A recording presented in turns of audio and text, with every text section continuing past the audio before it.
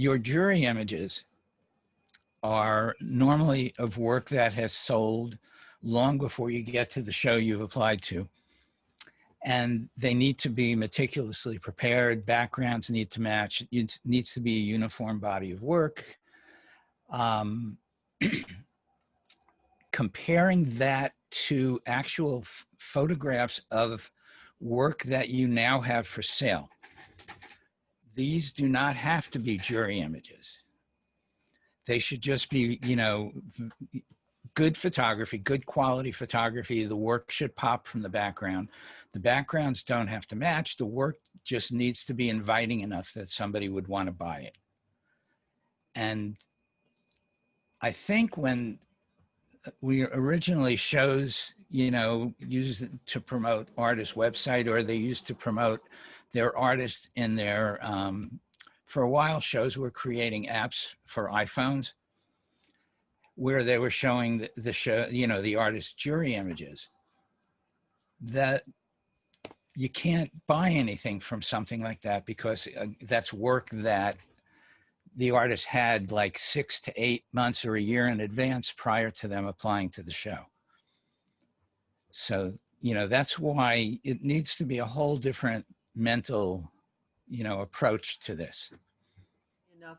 So you're saying that the background or the field that the artwork is presented in does not have to have continuity?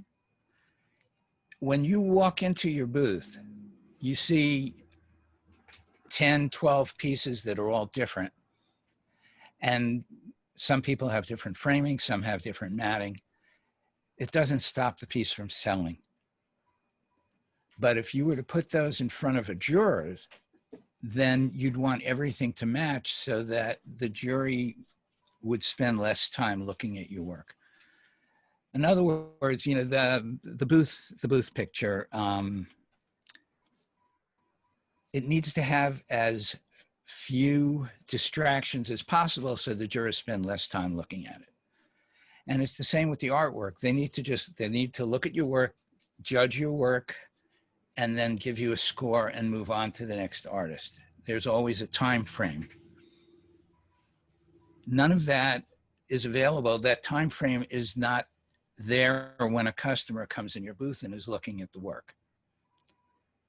So it's a totally different approach. Aside from the fact that one body of work is already sold and the other is hanging there for sale. You know how the crowd moves from left to right in front of your booth, depending on which side of the street you're on.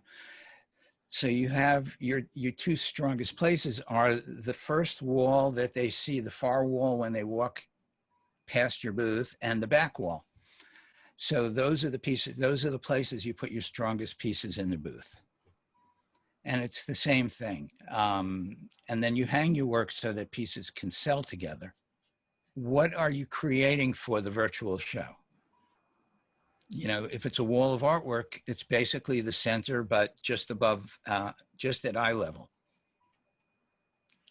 If it's three sides, then they're seeing the center wall first, and then they have to turn to see the other sides. Mm-hmm. You know, I mean, what you're trying to do is you're trying to maximize a few seconds.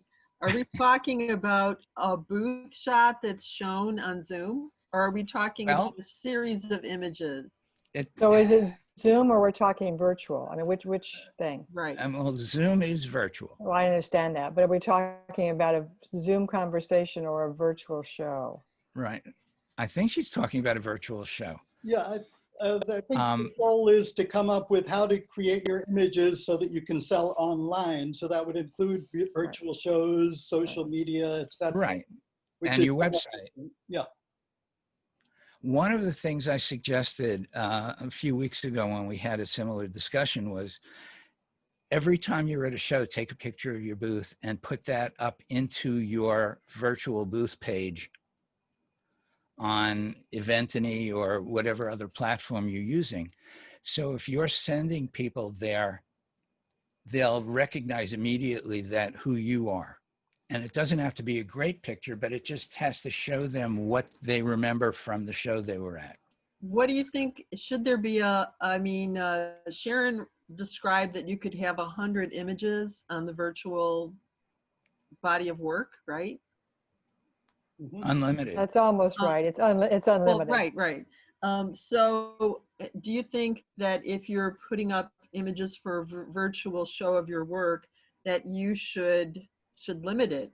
That's a tough one. And some artists will have that problem and some artists won't. And you will know that from what you hang in your booth and how people react and how much time people spend in your booth. It's something you develop a feel for because, when I was selling photographs of teddy bears, I would put 70 or 80 different pictures in my booth.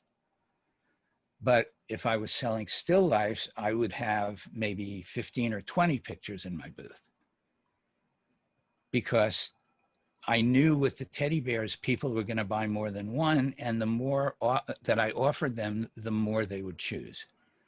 So it depends on your work and how the public reacts to it in real life. Right. So in a jury, in a traditional jury, I would choose one collection of images of my work. I have multiple series, many different groups, bodies of work, and I would choose one and have all the images from that because for your 10 seconds of looking at them, Right. you're trying to just have them get the idea simply. But on my website, on the home page, I believe, I have a slideshow that's going on where I mix up the different bodies of work that I have. So there might be 2 or 3 from the same collection, and then I switch to something from a different collection so that if somebody thinks they're not interested, then they see another collection that maybe they're interested in. Right. So I have to be making a decision for the virtual show. What is the best approach? Well, the body of work for your jurying, haven't those all been sold by the time you get to the actual show? Yeah. So then you're back to the other example where you have different bodies of work and you're showing a few of each. And actually that would work in a way because if you're controlling what people are seeing, they're going from group to group to group. And they have the option to spend more time with the group or see a video of how a different group is created or you describing the group, or they can see more information. So let me ask you this. If someone goes to my virtual show, do they control the speed of the changing images or do I? Well, you're not there. Can So we it would, back up a second? Let me just Am I able back, to submit a slideshow? just back up a second so we can, I'm just trying to not be confusing. I think if we're talking about a virtual event that your host, like Diana, you're hosting it on your Facebook or your website or your something. It's your thing that you're doing either alone or with friends, right? But it's your thing. Then certainly you could control various aspects of speed and collections and whatever. It's your thing. If it's a virtual show being put on by a festival, now the festival has some control of that, right? Because I can speak for us. In our case, if you juried in on collection number 1 and collection number 2 is totally different than that, right? And I know your work. So it depends so much about what that festival's rules are, right? Let's do sculpture instead, or a clay artist instead. You juried in on functional pots and cups and plates and whatever. That's what in an in-person show you would be expected to bring, not your ceramic sculpture, and vice versa. If you juried in on ceramic sculpture and you showed up with coffee pots and plates, the festival would have an issue with that. So I would guess that some of those same rules are going to roll over to virtual events, but that's certainly something that's in the purview of the festival. Does that make sense? Yeah, it makes perfect So- sense, but it's kind of interesting because I never thought of it as that. So it leads me I thought of it to- as you can take everything that you have for sale and put it up there. Yeah. I would imagine, this is all very new, right? So it'll be interesting what different events do. I would imagine there's going to be some rules about that. I would just guess So that that's the I case. don't want to open up a can of worms for you, Sharon, but it is true that in order to jury into a show, you want a really tight, Mhm. consistent collection of images that you're showing. It's absolutely true that when I'm at a show, I may not sell one thing from that series of work. That's true. And some shows struggle, and I can only talk about me specifically, they struggle with limiting my subject matter to that one subject matter that I juried in with. Even though the tone, the feel, the materials, the scale, everything is consistent, the mood, the attitude, the message is consistent across all my collections. Some really hesitate because they're confused, because they're looking for like still lifes. Well, I have still lifes, but they might not be prominently hanging in my booth or whatever it is. So I guess it's going to be a question for the art show's virtual show, if they will let the artist make the decision what Have more freedom. right, if it'll be functional clay or sculpture or whatever.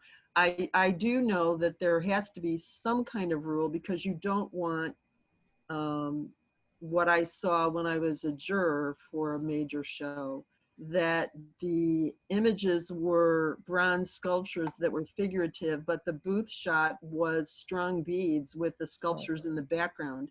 So there's going to have to be some kind of rules from the show's point of view, but they really need to think about not limiting the artist, who absolutely needs for her market to see all those collections that have great continuity in terms of materials and all of those other things. And make a living.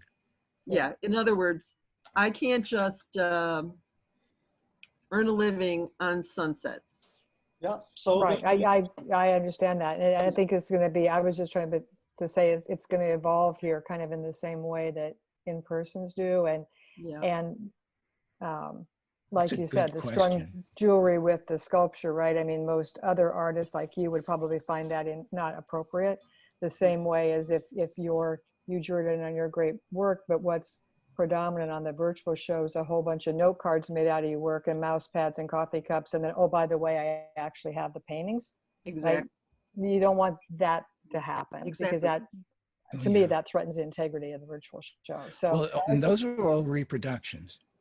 I could see a situation, though, where everything that's up there is available in some form as a reproduction, if the shows are not careful about how they're doing it. Okay, now there are a couple of shows that have a 10% rule, that no matter what you juried in with, you could have something entirely different if it doesn't take up more than 10% of your booth. The Michigan Guild did that, and I think Stephen King did that in Des Moines. I have a question about what constitutes a body of work in this case. And as for me, I'm a scrimshander, so I consider scrimshaw my medium. What the item is makes no difference. It could be jewelry, it could be an antler cribbage board, it could be a hunting knife. So what about? I have been an advocate forever of talk to the director and ask them, ask ahead of time. what's their definition of that, because the answer I give you might be different, like I said, than Mark. And so I don't want to say what we would define as a body of work. Right. The strictest point of view of that would be saying that you would need to apply in at least two categories, the Generally, and the jewelry, Right. and then separate. And then those could be combined in the booth. Yeah, I generally double jury in 3D mixed media and jewelry. But another question about the body of work. I try to present a variety of things. So for instance, in my 3D category, I'll have one antler cribbage board, one art piece made from mammoth ivory, another hunting knife or something like that. And all of them will have different themes. One will be a hunting theme, another one might be a seascape, a third might be a Celtic design. I want to see your booth. Yeah. Put Yeah, your, Mike, can you put your booth picture up behind you? Very exciting. I will. I would put my booth picture up behind me if you tell me how to do it. From what I gather, for instance, if you're a painter and you do sunsets and that is what you are using for your body of work, mine definitely doesn't qualify there because I like to show a variety of the kinds of things that I do rather than all seascapes or all Celtic design. and I think that the way your body holds together is that the material is interesting. So that's what makes it work and feel like it's all together or one thing. And the technique is the same. Okay, so here I've got some photos to share of Mark's work. Let me get that up. Here we go. So this is the jewelry. And the booth looks something like that. So Great. one of the things that I think, Diane, you mentioned too, that's evident in this photo is that the booth photo tells you often if the body of work you're looking at is the complete story. And I think there's a danger there that some shows, I feel like, and Sharon, tell me if you think I'm being way too critical, but I believe that some shows are looking for a reason to cancel people so they can get on with the project. So if they see something that is a cancelable offense, like, oh, there's stuff in the booth shot that doesn't resemble the 3 slides, she's out. To me, that's the danger, but only with the biggest shows. What do you think, Sharon? Yeah, I think that's probably, that goes to just to number of applications compared to acceptance, right? If you're, I love these shows, so don't take this wrong. If you're Cherry Creek and you've got 2,100 applications and you're cutting to 300, you got to have some way to cancel out a lot in the beginning. I mean, that's just the way it is. So then the booth shot really becomes critical like that, right? You get a smaller show or less applications per acceptance, they may or may not do that. We would kick out on, not necessarily during the jury, but if we were to look at an image that had Diane's example from before, if it had sculpture in it and then a whole bunch of jewelry was hanging in there, that even if they made it through the jury, they would be out when we reviewed it at the end, because jewelry is jewelry. You can't put jewelry in. You can't take your paintings and make beads out of them and put them in your booth. But Right. I have had shows contact me before the jury to tell me that in my booth shot, I have a variety of subject matters, which is not the 4 images that are one collection of work in the jury images. And they asked me to resolve it by throwing in every different subject matter I do in my jury images. And I explained to them that I would never get into the show Right. that way. And so their solution was to just put me on the wait list. Does anybody want to know how to put your booth picture behind you? Yes. Yes. You need to have the picture on the device that you are using for Zoom. And then you go into your Zoom settings. It's called backgrounds, or the latest version says backgrounds and filters. And you can upload an image to use for your background. And actually, Zoom is excellent without a green screen. It should, yeah, just like that, Greg and Donna.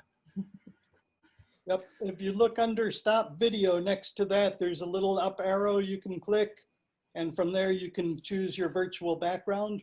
So I put one of my virtual ones up, and see the problem with this for me? Can you see the Yeah, you see, backslash you're in behind front my of the head? letters. Well, that too, but I mean, the fact that there's a black shadow around my head, the same thing will happen to Donna when she moves. Oh, that's because you don't have a green screen. That's because I don't have a green screen. I put that up just because you said you don't necessarily need a Right. green screen. If we used a green screen, do you use it in conjunction with the background? Yes. Okay, so I'd explain that. It gives you cleaner separation. Because when you put your green screen up, you click on the box that says, I have a green screen, and then it lets you choose the color your green screen is. So it knows how to separate you from the background. So how do you get a green screen? How do I It's have something it? you have to buy. Amazon. We have to buy it. So it's actually a physical Yep. Yes. backdrop? Oh, okay. Yeah, here, Okay. if I turn I got it. off, that's my background. Okay, so you're sitting in front of your green screen. Okay, Right. cool. Thank you. How much is it? It ranges in price. Depends on how big you need. They're like big pop-up reflectors. $40, $50. Yeah, but then you need a way to hold it in place. And Can we just use a big piece of green fabric? yes. Okay, cool. We'll try it. Yeah. See what And actually, my first green screen was a piece of 1/8-inch plywood with green background paper stapled to it. happens. It became too heavy to move around, so I ended up spending money. But I'm it going worked to, I'm fine. going to unmute myself. I'll just show you my green screen. I got one from Westcott. You can buy them. They're approximately $100. But if I turn it off, and I'm going to disconnect from the microphone, but I'm just going to go back so you can see what this is all about. So it has a little tripod arrangement.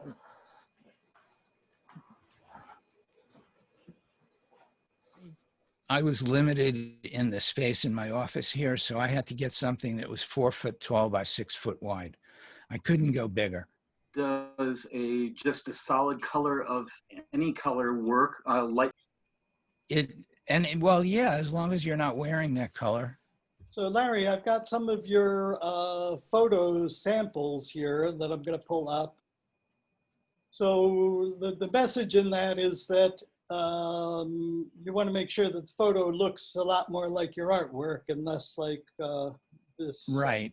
And there's actually a not so subtle trick to it. Neutral, if you photograph your stuff on a neutral background, it's very easy to remove the color cast. And that makes the artwork more accurate. If you see here, this one, if it had a green background, it would have been easier to get rid of all the stuff that's not wanted. Maybe, but there's a lot of green in the piece. True, so a contrasting background. But that's all Photoshop work. That's all detail work. Wouldn't it also be the case, Larry, that how do I say this? Paying good attention to the way you shoot the image to start with helps you go a long ways. So at least like in that one back there, you're not having to get rid of all that diverse background and your light's totally wrong. And I mean, at least try to get the original shot as good as it can be. Right. And this is where I've always been a big fan of using your tent to photograph your work under. You know how good the work looks when you're doing a show. Why not use that same lighting? So you would shoot it outside if it was up to you, in your Right. tent. Right. Next to your house. Mm-hmm. When I shoot my work, I often use my tent as a softbox. Right, exactly. I'll set it up and then the sunlight comes through that and you don't get shadows except where you want them. You can put light in there to make a shadow if you want. Yep. So speaking of shadows, it looks like in this photo you added a shadow. Well, this is more sophisticated, the editing, because there was a lot that had to get taken out from the original sculpture. The picture on the left, that is fine if you want to sell that wall piece, because that's what it looks like when it's hanging on the wall. I mean, there are distractions in there that a juror would see, but those are taken out in the jury piece. But to actually sell it, that piece was fine. Now, the way it was sent to me, that's too dull, and it wouldn't be conducive to buy because it doesn't look like that in real life. Well, this is why it's important to shoot on a neutral background to begin with. You know, don't use a color, because the color changes the viewer's perception of the color of the piece. So if I were to buy that piece of work, It would look like the one on the right, but it would have a stand. so if you're selling it, I'm thinking if I was the buyer, I would sure want to know if there was a stand on that before I bought it. Yeah, Because and actually, I would feel totally different about that piece if I were buying it. the before and after would benefit the artist to include both in a video of the piece, because it's showing you how the piece is being created and then what it looks like when it's finished. It's actually the same photograph. It changed the chain and straightened the piece out and then cut it out and dropped it into a new background. And again, that's the same thing. It's the same piece. I've seen booth shots that look very photoshopped in the past, in that sometimes the walls are pulled out even further than what's shown in yours, Larry, or sometimes the background where you would expect grass or something is just some kind of weird gray dotty pattern. You mean in a booth? Yeah, no, a photo of a booth. Yeah, that's what I mean. A photo of a booth. Yeah, I mean, you have to know what the limit is. So what do you think about for the live shots to sell if you put something in place? Like on clothing, do you want somebody to be wearing the clothing? Well, you can't tell what it is unless you see the shape on a body. Any kind of jacket or coat or vest needs to have, you know, either on a person or on a dress form. So the shape is. I had an interesting conversation with a wearable artist a couple of days ago who lives in Oregon. Yeah, Karen. Yeah, Karen, right. About the making of virtual fashion show for wearable artists, how they could do that with real people, or and virtually separated, or with dress mannequins or forms, for exactly that reason, because you need to see it. How does it flow? How does it fit? How does it look on? I like the original shot because it has more of a focal point. The problem with that is you don't know what they're thinking, the jurors, and whether or not they can make that decision in 5 seconds, because they don't have any time to look at a booth. Yeah, because when you look at the one on the left, you go right to her eyes. Yeah, on this one, I think it's much clearer that there's holes in the back and not just some kind of Right. Paint splatter or something. So I would think that in a lot of ways, if your work is not sold, that you have in your jury images, that a lot of them will be very effective, particularly these ones that are corrected, like this lady that just went by, on your virtual pages, store pages too. But you are probably going to have to shoot a lot more work to fill your stores online than you have in Right. jury images now. And that will change from week to week as things sell, but your jury images might not change until the following year. So Sharon, is there going to be an audio, like a music option, sound option? On your individual page? Yep. Interesting question. What do you think? Well, I'm not sure what I think, because if my prospective clients don't like my taste in music, you know, but Right. also a narration, the option of the artist having a narration going on. I have a meeting tomorrow with Nashina, and one of the questions that came up in the demos we did, Royal Mary was on one of them, and his artwork moves. And so one of his questions was whether or not video could go in those image slots that are down below where your store is. That was one of his questions. And I said, I actually don't know that. Or could he put a link down below, like where the price is? Could he put a link there to a YouTube video? Because he already has all those made. So I had that on my list of questions for tomorrow. And Yeah. I'm writing now about the narration. So you're talking about narration outside of a video that you did? Yeah, I mean, for me, that would be useful. Because, well, my work is more dynamic because of the reflective materials that I use. So still images are usually not very accurate for what the experience is with the actual work. So even a few seconds of me changing the angle of me to the work says more to the viewer. And I can see myself trying to indicate that with words too. That's the same issue, similar issue to what Michael Brown has with being able to move across the work. Exactly. I will add that. I will add that to my list of questions. There are many art festivals signing up every day on that platform, and now that there's a bunch of festival directors involved and artists having seen demos, the really good questions are starting to come now. Like what else the robustness of this can happen. So.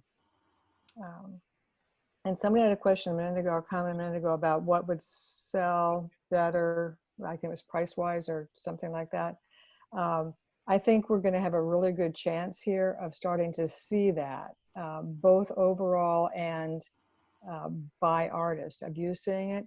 Because as some of these fall shows start to come online, particularly, I mean, I'm biased here, right, to Event Me, but onto that platform, the analytics in the background are going to show us, right, when we look across shows in totals, we'll be able to see, oh, this price range sells best for painters or jewelry or whatever.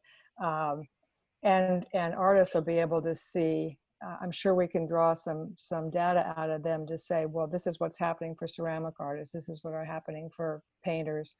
And then an individual artist, let's say you were involved in a show in October and you can see, oh, I put this up, but oh, what really sold was this size printed on aluminum or, whatever.